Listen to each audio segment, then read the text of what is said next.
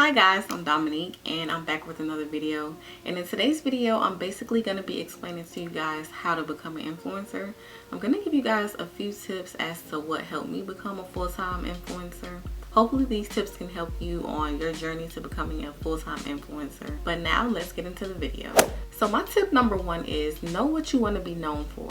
Make a list of everything you like. Make a list of what type of content you want to produce, and make a list as far as who you want your target audience to be. So just an example for me, I love travel. I've loved travel since I even started creating content on it. That's what I knew I wanted my topic of interest to be for my audience. I knew I wanted to produce content as far as share my experiences when I travel, share different travel tips that I use as far as like travel apps that I use, different travel hacks that I share on my social media platforms, like travel hacks as far as skipping TSA lines, travel hacks as far as skipping customs lines, travel hacks as far as getting different travel deals, basically not paying full price for airline tickets, travel hacks as far as credit cards that I use in order to collect points to get free hotel stays, points to go towards flights.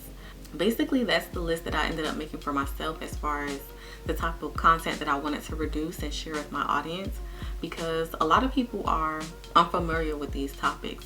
A lot of people just haven't traveled in general, which I knew that was another part of my audience that I wanted. I wanted to more so target solo travelers or solo black female travelers, or people just who haven't traveled in general, because a lot of people are unfamiliar with the travel space. A lot of people haven't even been on a plane.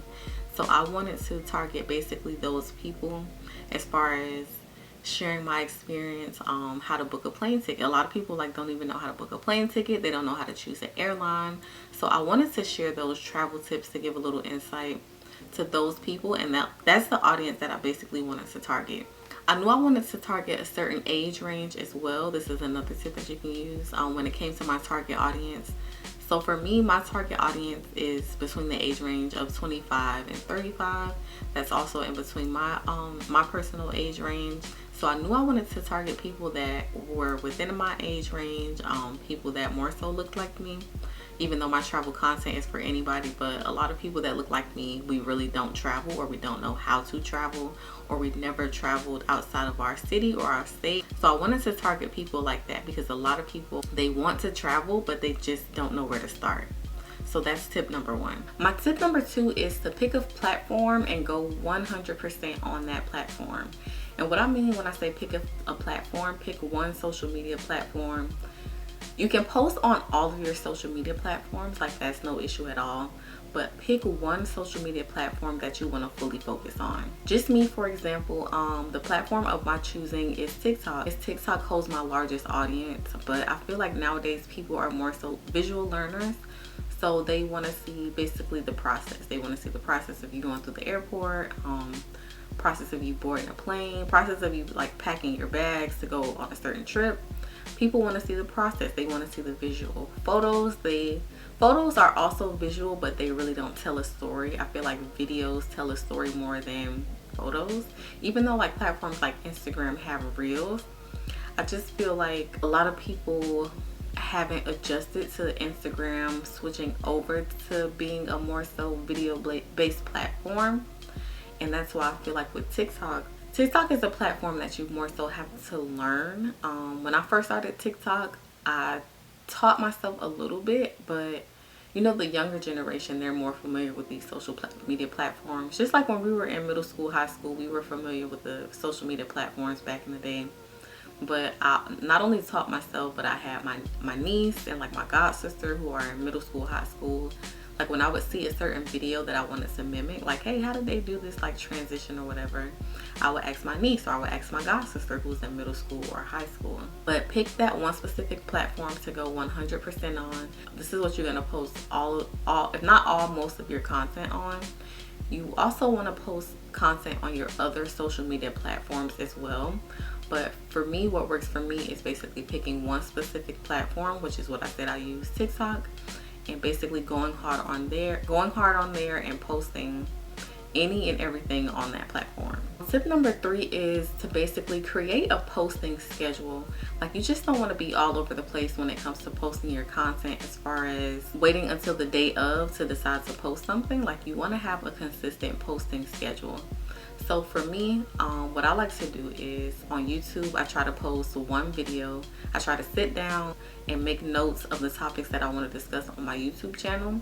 So what I do is I will put in my notes, you know, a bunch of different topics, some bullet points, and I would pick a topic for the week and I would post one YouTube video a week. I'm trying to be more consistent with that. I feel like I have, but I pick like one topic a week to post a video about on YouTube.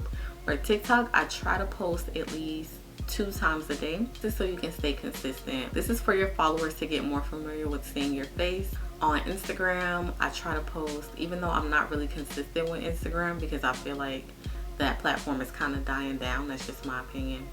For Instagram, I try to post at least maybe once a day, once every other day, but even though I feel like that's really not good, but I would advise you to post on Instagram like at least once a day. If it's not a platform that you're interested in, like me, try to at least post on it once a day. I do post reels on my Instagram. I feel like just pictures alone don't get me the feedback that I'm looking for. So I try to post reels at least once a day. I can say that I'm consistent with reels. Other platforms like Pinterest and Twitter, I'm still, especially Pinterest. Pinterest is a platform that I've just never got. So what I try to do is I try to republish my my TikTok videos on Pinterest. I heard that Pinterest is another good platform in order to build your audience on. So I've been trying to use Pinterest. I feel like Pinterest is a hit or miss. That's just my personal opinion. Twitter. I did have a Twitter with a large following, but somehow my Twitter ended up getting deleted and I had to create a new one. But this time I haven't really used Twitter in a while.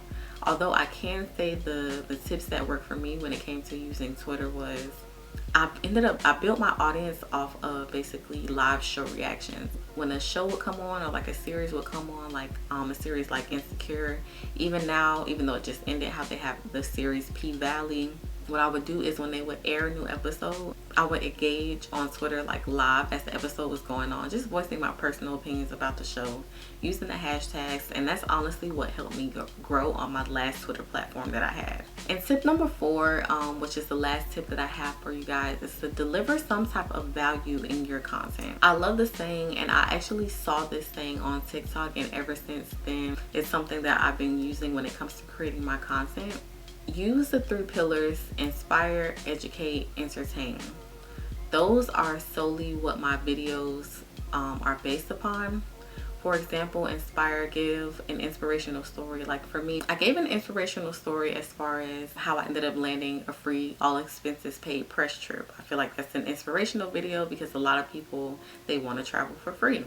So I gave a video about that, basically sharing my experience. I made that into a bunch of different videos as far as how I got the trip, how I looked for different tourism boards to work with, what I did on that trip every single day, and just giving ideas on where to stay, the activities to do, and what restaurants to go to. Educate, as far as, like I said, I love giving travel tips to people because there are a lot of things that people don't know when it comes to travel. That's not really put out there, as far as, just to give an example, as far as global entry. If you're a frequent international traveler, or even if you travel internationally once in a while, I feel like you should have this thing called Global Passport. It helps you bypass customs when you're coming from another country. It's a totally separate line than the average line that you're used to when you're coming from another country through customs. I promise you, since I've had global entry, I haven't stood in the custom lines for, I would say, more than 15 minutes, and that's just being generous. Even with TSA pre-check, that allows you to bypass the TSA line, like when you have to take off your shoes, your belt, all this other stuff when you're going through TSA. Completely different thing when you have TSA pre-check. You don't have to go through any of that. You just walk through the metal detector. Even with Clear does the same thing, but I found that a lot of airports don't have Clear, and Clear is also like TSA pre-check. It helps you bypass the TSA line. But just giving people educational tips like that, and just like little entertaining video pieces that I create as well.